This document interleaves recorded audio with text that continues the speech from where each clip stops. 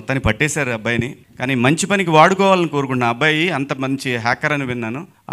ఆడు దేశానికి ఉపయోగపడే మనిషిగా తయారైతే బాగుంటుంది. కనీసం ఇక్కడి నుంచి మారైనా సరే. టాలెంట్ ఎవరి సొత్తు కాదండి, అతను ప్రూవ్ చేశాడు.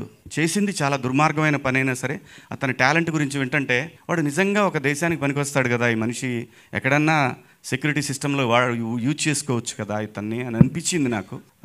కానీ తెలిసి తెలియని వయసు, ఖచ్చితంగా ఏదో డబ్బు లేని తనం ఇవన్నీ వెంటబడి అతని మైండ్లో ఇలాంటి ఒక ఆలోచన వచ్చి చాలామందికి ఇబ్బంది పెట్టాడు. చాలామందికి ఇబ్బంది, తనకు తెలియదు, చాలామందికి ఉపయోగపడుతున్నా అనుకున్నాడు. కానీ బట్ మనకంటూ ఒక రాజ్యాంగం, దానికి లోబడి అందరం బతకాలి కాబట్టి దాన్ని వదిలేశాడు. కానీ ఇక నుంచైనా అతను మారాలని కోరుకుంటున్నాను.